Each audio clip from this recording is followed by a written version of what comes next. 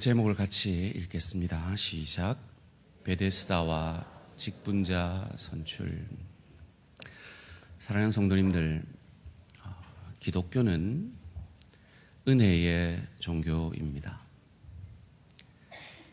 그리고 기독교가 강조하는 그 은혜가 가장 잘 드러나는 우리 교회 안의 모습이 직분자를 세우는 일입니다. 여러분은 어떤 마음으로 직분을 받으셨습니까?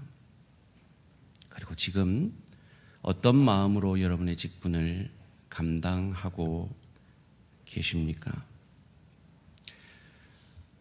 제가 요한복음 강의를 처음 시작하면서 많은 분들이 요한복음을 가장 읽기 쉬운 책이라 하여서 초신자들에게 처음 읽으라 하지만 사실은 이 요한복음은 성경 가운데 가장 어려운 책 중에 하나다라고 말씀드린 기억이 있습니다. 왜냐하면 이 요한복음에는 이 구약의 예언들이 복음으로 어떻게 성취되었는가를 요한이 의도를 가지고 쓰고 있는 책이기 때문입니다. 우리는 흔히 구약을 오실 메시아에 관한 책이다라고 말합니다. 맞습니다. 그렇다면 신약은 무슨 책이죠? 오신 메시아, 그리고 다시 오실 메시아에 관한 책입니다. 요한은 이것을 전제하고 모든 글을 성령의 영감으로 써내려가고 있는 것입니다. 그 구약이 말하는 율법의 오실 메시아의 그 율법의 그림자, 예표, 상징들이 신약에서 오신 메시아 예수 그리스도로 말미암아 어떻게 실현되었는가를 요한은 의도를 가지고 쓰고 있는 것이죠. 그래서 우리는 요한복음 1장에서 예수님께서 이 성전을 헐라 내가 사흘 만에 세우리라 라는 말씀을 통해 당신 자신이 율법이 말하는 성전의 실체심을 우리에게 보여주셨습니다. 그리고 예배하는 자가 예루살렘에서도 말고 그리심산에서도 말고 영과 진리로, 즉 성령과 진리이신 예수를 믿음으로 드려지는 그 예배, 그 제사를 하나님이 기뻐하신다라고 가르쳐 주셨습니다. 그리고 오늘 본문을 통해서 예수님은 무엇을 우리에게 가르쳐주고 계신가 하면 한번 따라해 봅시다. 안식일의 주인은 예수님입니다. 여러분, 오늘 안식일을 지키고 계십니까? 안 지키고 계십니까? 아니에요. 안식일은요, 금요일 해질 때부터 토요일 해질 때까지예요. 여러분은 어제 안식일을 범하시고 오늘 주일을 지키고 계신 거예요. 구약대로 하면 저와 여러분은 예루살렘 성전에 가서 예배를 드려야 돼요. 구약대로 하면 저와 여러분은 지금 양을 잡아서 제사를 드림으로 하나님 앞에 예배를 드려야 돼요. 그런데 우리는 양도 잡지 않고 예루살렘 성전에도 가지 않고 안식일에 예배도 드리지 않고 그 안식일 다음 날인 주일에 예배를 드리고 있다는 겁니다. 왜입니까? 왜입니까? 오늘 요한은 그 이유를 우리에게 오늘 본문 가운데 가르쳐 주기를 원하고 있어요. 그래서 그가 이 5장 말씀을 처음 시작하면서 힌트를 이렇게 주고 있습니다. 1절 말씀입니다.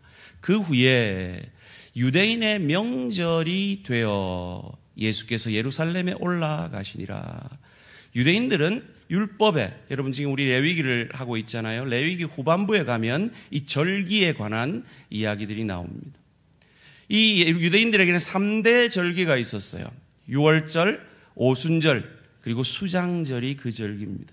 이 3대 절기에는 율법에 반드시 유대인 남자들은 성전에 가서 예배를 드리게 되어, 제사를 드리게 되어 있었어요. 그러지 않으면 유대인 중에 끊쳐지게 되어 있었습니다. 그만큼 율법이 강조하는 것이 이 절기를 지키는 겁니다. 그리고 이 절기를 지키는 것은 안식일 중심으로 드려지는 것입니다. 오늘 본문의 절기가 이 3대 절기 중에 어떤 절기였는지는 사실 명확하지가 않습니다. 중요한 건 예수님도 율법을 따라 절기를 지키러 예루살렘 성전에 올라가셨다라는 겁니다. 이 본문이 우리에게 무엇을 말하고 싶은가에 대한 힌트가 여기에 있습니다. 율법을 지키러 예루살렘 성전에 올라간 겁니다. 그런데 더 재미난 장면이 2절 가운데 등장합니다. 예루살렘에 있는 양문 곁에 히브리 말로 베데스다라 하는 못이 있는데 거기 행각 5이 있고 이 예루살렘은 이렇게 동그랗게 성벽이 쳐져 있습니다. 거기에 문이 있는데 양문이라는 문이 있습니다. 이 양문은 너무 중요한 문입니다. 왜냐하면 바벨론 포로 잡혀서 돌아온 그들이 제일 먼저 지은 문이 양문일 정도로 중요합니다. 여러분, 양문이 뭐 하는 문일까요? 그렇죠. 양문이잖아요. 양이 통과하는 문인 거예요. 이 양문을 통과하면 바로 성전이 있었습니다. 뭐 하는 건지 알겠죠? 성전에 제사 드리기 위해 그 양이 통과하는 문을 양문이라 그랬습니다. 이 양이 죽어짐으로 우리의 죄가 사함받습니다라는 것을 보여주는 은혜의 문인 것이죠.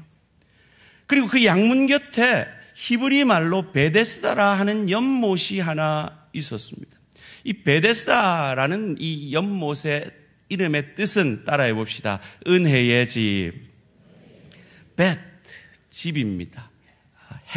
헤셋, 은혜입니다. 은혜의 집이죠. 여러분, 이 벳라는 말이 많이 나옵니다. 베들레헴, 빵집. 벳엘, 하나님의 집. 이 은혜의 집이라고 말하는 베데스다에 병자들이 가득합니다. 얼마나 많으면 우리말로 하면 정자가 5개나 있을 정도로 병자들이 바글바글합니다. 왜였을까요? 거기에는 어떤 병자들이 있었을까요? 3절, 4절 말씀입니다. 그 안에 많은 병자, 맹인, 다리 저는 사람, 혈기 마른 사람들이 누워 물의 움직임을 기다리니 이는 천사가 가끔 못에 내려와 물을 움직이게 하는데 움직인 후에 먼저 들어가는 자는 어떤 병에 걸리든지 낫게 되밀어라. 여러분, 재밌는 게 3장 중간부터 가로가 쳐져 있습니다. 제가 다음 주에 좀 더 구체적으로 말씀을 드리겠는데요. 이건 원래 원문에는 없었을 가능성이 많아서 가로가 쳐져 있는 겁니다. 왜냐하면 이 가로 안의 내용이 너무 비성경적입니다. 그 연못에 천사가 가끔씩 내려오는데 그 천사가 내려오면 물이 동해서 제일 먼저 내려간 환자는 무슨 병이든지 낫는다라는 전설을 믿고 그 수많은 병자들이 고침받으려고 그곳에 모여든 것이죠. 그런데 성경은 오늘 대표적인 3 병자를 얘기합니다. 혹시 기억나십니까? 무슨 병자였죠? 소경. 2번째는요. 다리 저는 사람. 3번째는요. 손발 마른 사람, 중풍병자. 3병을 얘기를 해요. 여러분, 이 3병 걸린 사람들의 공통점이 뭘까요?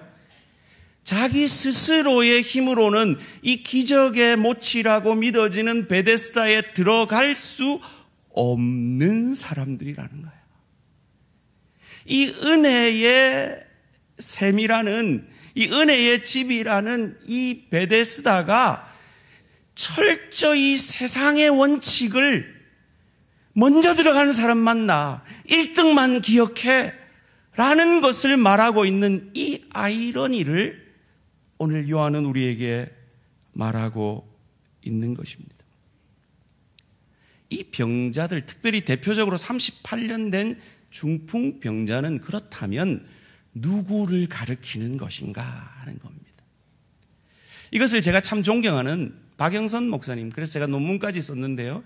이분은 이 38년 된 중풍병자와 신명기 2장 14절을 연결시킵니다. 이렇게요. 신명기 2장 14절입니다. 가데스 바네아에서 떠나 세렛 시내를 건너기까지 38년 동안이라.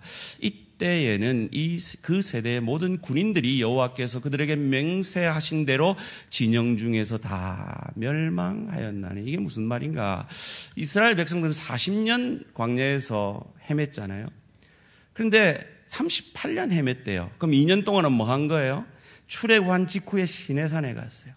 시내산에서 율법을 받았어요. 그리고 가나안 입구 가데스 바네아에 서서 12정탐꾼을 보냈습니다. 그런데 10정탐꾼이 저들은 거인이더라. 우리는 어린아이요 메뚜기 같더라. 절대로 우리 못 이긴다라는 보고를 합니다.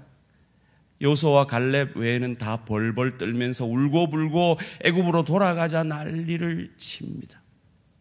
그때 하나님이 벌을 내리셔서 출애굽 1세대는 요수아와 갈렙 외에는 광야에서 다 죽게 만들어버리죠. 바로 그와 같은 이스라엘의 영적 모습이 바로 이 38년 된 병자가 보여주고 있는 율법의 정신을, 사랑이라는 정신을 잃어버리고 물이 동하면 내가 먼저 가서 내가 살 거야, 너는 죽어도 돼 라는 모습을 보이고 있는 그 현장 속에서 예수님은 안타까워하고 계신 겁니다. 이런 이스라엘의 모습은 그냥 두면 어떻게 됩니까? 출애굽 바벨론 포로 잡혀갔다가 돌아온 유대인들이 제일 먼저 지은 문이 무슨 문이라 그랬죠? 양문입니다. 그리고 삥 둘러서 문들을 마문은 뭘까요? 말들이 지나가는 문. 어문은 뭘까요? 한문들을 너무 잘하세요. 예, 생선 지나가는 문이죠. 분문은 뭘까요?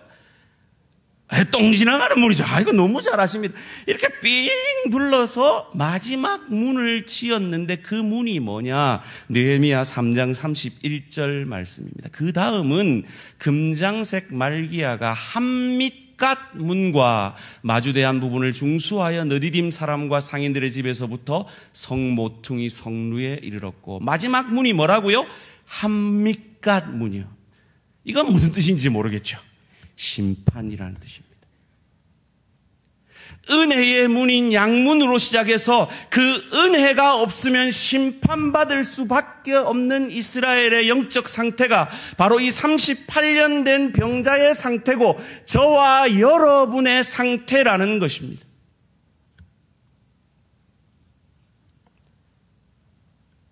이 심판으로 끝날 예루살렘 성의 모습을 깨닫게 하기 위해 바울은 로마서 3장 20절에서 이렇게 우리에게 율법을 주신 이유를 설명합니다. 그러므로 율법의 행위로 그의 앞에 의롭다 하심을 얻을 육체가 없나니 율법으로는 죄를 깨달음이라. 율법 앞에 서면 모든 사람이 죄인인, 죽을 죄인인 것을 깨닫는다는 거죠. 근데 여기서 끝났다면 이 38년 된 중풍병자는 희망이 없습니다. 이스라엘은 희망이 없습니다. 저와 여러분은 희망이 없습니다. 그런데 로마서 1장에서 3장 20절까지 인간의 죽을 죄에 대해서 설명한 이후에 바울은 그러나라는 접속사로 성경 가운데 가장 보섭절인 로마서 3장 21절을 이어서 말하고 있습니다. 함께 읽습니다. 시작. 이제는 율법 외에 하나님의 한 의가 나타났으니 율법과 선지자들에게 증거를 받은 것이라. 이 한글 성경에 번역이 안 된 게 그러나예요. 여러분, 그러나를 다시 넣어서 한번 같이 읽습니다. 다시요. 3장 21절 시작. 그러나 이제는 율법에 하나님의 한 의가 나타났으니 율법과 선지자들에게 증거를 받은 것이라. 여러분, 율법이 어디에 쓰여져 있어요? 구약에요. 선지자들은 언제 사람이에요? 구약 사람이에요.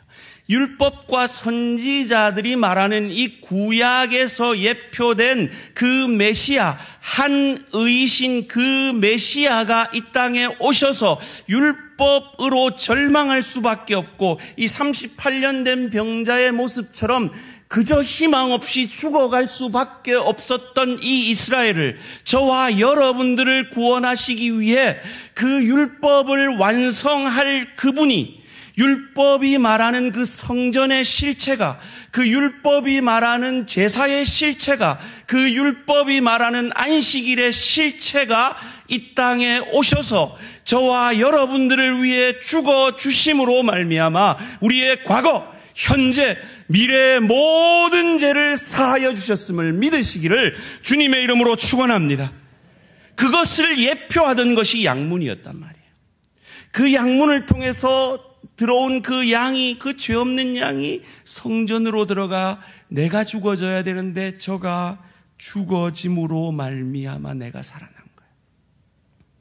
그 성문 밖에서 내가 죽어져야 하는데 어린 양 예수께서 나를 위해 죽어주심으로 내가 살게 되었다는 것입니다. 이 예수님이 아니었다면 우리는 이 38년 된 병자처럼 희망 없이 죽어갈 수밖에 없었던 것이요. 생각해 보세요, 여러분. 물이 동합니다. 야, 물이 동한다. 소경이 어떻게 들어갑니까? 야, 물이 동한다. 다리 저는 사람이 어떻게 1등을 합니까? 야, 천사 내려왔다. 중풍병자가 어떻게 그냥 꼼짝없이 울고 불고 그 자리에 절망하며 누워있을 수밖에 없었던 저와 여러분의 모습이 예수 아니면 살 소망 없던 우리들의 모습이었다는 것입니다. 그런데 그에게 예수님이 찾아오십니다. 5절에서 7절 말씀입니다. 거기 38해 된 병자가 있더라. 예수께서 그 누운 것을 보시고 병이 벌써 오랜 된 줄 아시고 이르시되 내가 낫고자 하느냐. 병자가 대답하되 주여, 물이 움직일 때에 나를 못에 넣어주는 사람이 없어 내가 가는 동안에 다른 사람이 먼저 내려가나이다. 주님, 저는 은혜의 집 이 베데스다에 와 있는데요, 아무도 나한테 은혜를 베풀어 주지 않아요. 그래서 나는 이렇게 죽어갈 수밖에 없어요 라고 고백하는 겁니다. 그런데 여러분, 참 예수님 좀 얄궂지 않아요? 예수님 뭐라고 물으셨어요? 내가 낫고자 하느냐? 이 뭔 당연한 물음이에요. 그럼 낫기를 원하지. 안 낫고 싶겠어요? 뭔 이런 당연한 질문을 해요. 이 중풍병자가 일어날 수만 있으면 당신 지금 내하고 장난해 하고 막 한판 할 판이에요 지금. 그런데 왜 이렇게 물으시느냐는 거예요. 예수님이 사마리아 여인에게 네게 영원히 목마르지 않는 영생의 물을 주리라 하니까 사마리아 여인은 뭐라 그랬어요? 그 오아시스 나한테 주어서 나 좀 부자 되게 해주세요. 근데 이 병자도 뭐라 그러고 있어요? 나 좀 내려줄 사람이 없어요. 사랑하는 성도님들, 혹 여기에 아직 예수를 믿지 않는 분이 계시다면, 혹 여러분, 예수님은 지금 여러분에게 내가 낫고자 하느냐라고 묻는데 나 좀 부자 되게 해주세요. 나 병 좀 고쳐주게 해주세요. 우리 자녀 좀 잘 되게 해주세요. 내 좀 권사되게 해주세요. 뭐 이러고 있지 않느냐는 거예요.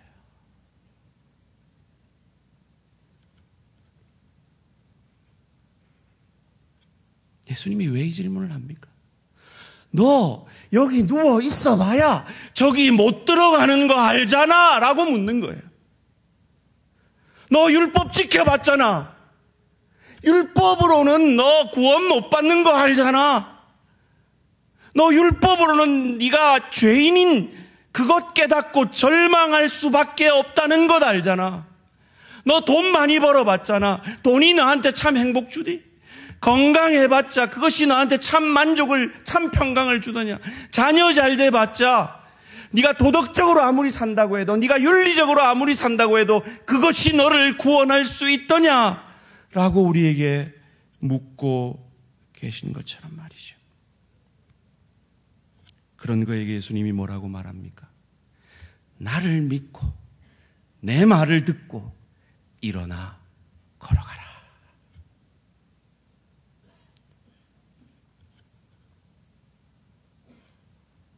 율법 아니다.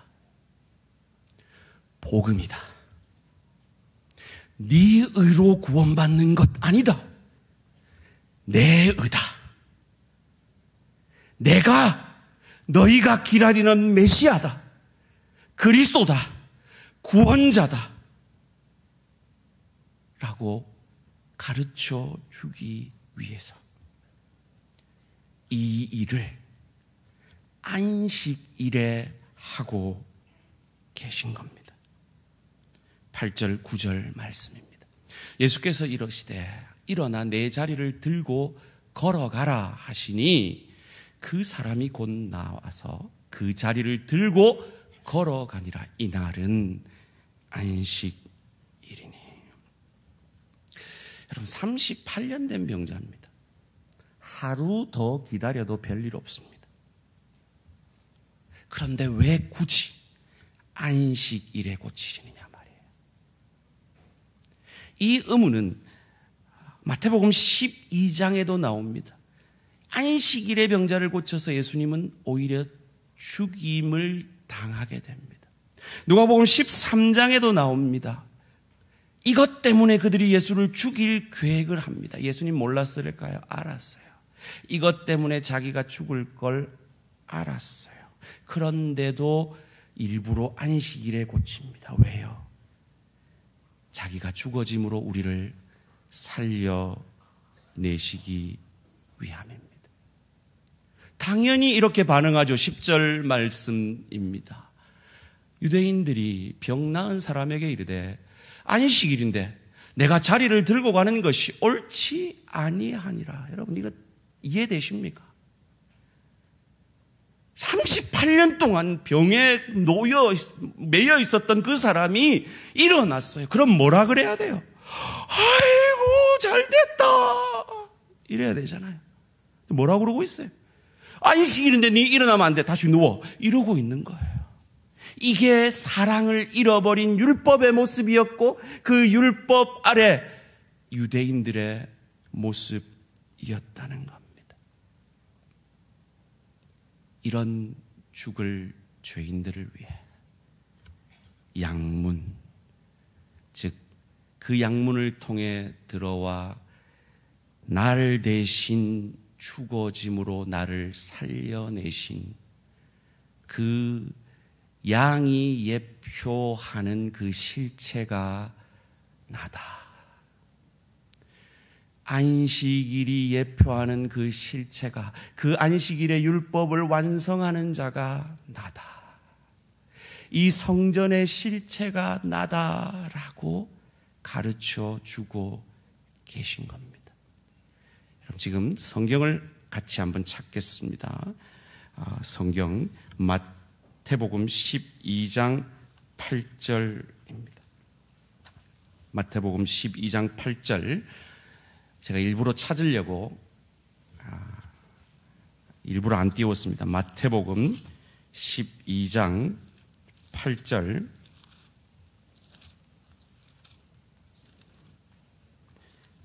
제 성경으로 신약성경 18면입니다. 함께 읽습니다. 시작. 인자는 안식일에 주인이니라 하시니라. 아멘. 이거 가르쳐 주려고 안식일에 자기가 죽을 줄 알면서도 이 38년 된 병자를 고치고 계신 겁니다. 안식일은요 613가지의 율법 가운데 39가지가 안식일에 관한 율례입니다. 그만큼 율법의 핵심입니다. 그런데 왜 예수님이 안식일에 고치느냐? 골로새서 1장 16절 17절을 가르쳐 주려고 그래요. 골로새서 골로새서 2장 16절 17절 말씀입니다. 그러므로 먹고 마시는 것과 절기나 초하루나 안식일을 이유로 누구든지 너희를 비판하지 못하게 하라. 절기, 안식일 나오죠? 이것들은, 이 절기들은, 이 안식일들은 장래일의 그림자이나 예표이나 상징이나 구약이 말한 오실 메시아에 대한 예표요 상징이요 그 실체인 메시아가 여기 있다. 그러니 너는 나를 믿고 나를 의지하여 일어나 걸어가라. 구원함을 받으라. 이 말씀을 38년 된 병자와 같이 죄로 인해 죽을 수밖에 없는 저와 여러분에게 하고 있음을 믿으시기를 주님의 이름으로 축원합니다. 혹 성도님들, 여러분은 이 예수님 앞에 나 좀 저 베데스다 못에 내려주세요, 내려줄 사람이 없어요 라고 하고 계시지는 않습니까? 그렇습니다. 우리는 그런 자였습니다. 그것을 로마서 5장 8절은 우리에게 이렇게 가르쳐 줍니다. 우리가 아직 죄인 되었을 때 그리스도께서 우리를 위하여 죽으심으로 하나님께서 우리에게 대한 자기의 사랑을 확증하셨느니라. 우리가 아직 죄인 되었을 때 우리가 저기 좀 내려주세요, 내려줄 사람이 없어요 라고 딴 것을 찾고 있을 그때에 우리를 찾아오셔서 우리를 강권적으로 구원해 주신 그것이 저와 여러분에게 임한 구원임을 믿으시기를 주님의 이름으로 축원합니다. 그리고 그 구원받은 자로서 그 은혜를 가장 잘 드러내는 것이 우리가 맡은 직분입니다. 여러분, 만약에 제가 여러분 앞에 이렇게 말한다고 생각해 보십시오. 제가 여기서 기도를 하는데요. 하나님, 저 정도면 인물도 좀 괜찮고 인격도 있고 한 3,000명 정도 목회해야 하나님 앞에 더 영광되지 않겠습니까? 라고 제가 새벽마다 기도하고 있는 걸 여러분이 들으셨다면 여러분 마음이 어떠시겠어요? 마음이 어떠시겠어요?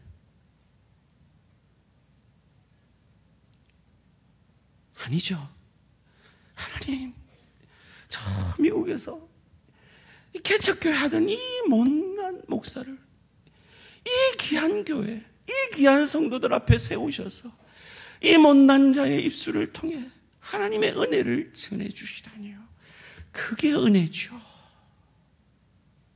하나님, 이 못난 자에게 저렇게 이쁜 아내를 주시고 저렇게 귀한 자녀들을 주시고 저렇게 귀한 동력자들을 주시고 이렇게 귀한 장로님들을 주시고 이게 은혜죠. 사랑하는 성도님들, 여러분은 여러분의 직분을 어떤 마음으로 받으셨습니까? 어떤 마음으로 감당하고 계십니까? 은혜의 집인 베데스다에서 철저한 세상의 원리인 경쟁의 원리가 작용하고 있는 그곳, 오늘 한국교회가 한국교회의 직분자를 세우는 문제가 그렇게 변질되어 가고 있지는 않은지 가슴을 치며 우리가 돌아보기를 원합니다. 하나님이 그 모습을 보면 얼마나 마음이 아프시겠습니까? 사랑하는 성도님들, 이 직분자를 세우는 것은 경쟁하는 것이 아닙니다. 인기 투표하는 것도 아닙니다. 은혜의 도구가 되어지는 겁니다. 저는 우리 대한교회에 정말 저를 부끄럽게 하고 존경스러운 서리 집사님들을 많이 알고 있습니다. 그런데 또한 저는 저분이 어떻게 중직자가 되었을까? 라고 생각이 드는 다른 교회 중직자들을 많이 알고 있습니다. 무엇이 중요합니까? 직분 자체입니까? 아니면 내가 어떠한 직분자라는 그것입니까? 무엇이 복입니까? 어떻게 저분이 중직자가 안 됐을까가 복입니까? 저분이 어떻게 중직자가 되었을까가 복입니까? 우리가 은혜의 도구가 되지 않으면 우리의 직분은 아무것도 아닙니다. 소원합니다. 오늘 세워질 우리 귀한 직분자들, 그리고 혹 오늘 세워지지 못한 직분자들도 하나님 앞에서 이 못난 목사가 참 보면 부끄럽고 존경이 되어지는 서리 집사님들처럼 아름답게 주님 오시는 그날까지 우리의 직분들을 감당해내므로 우리가 은혜의 집에 있음을 증명해내는 저와 우리 모든 성도님들 되시기를 주님의 이름으로 축원합니다.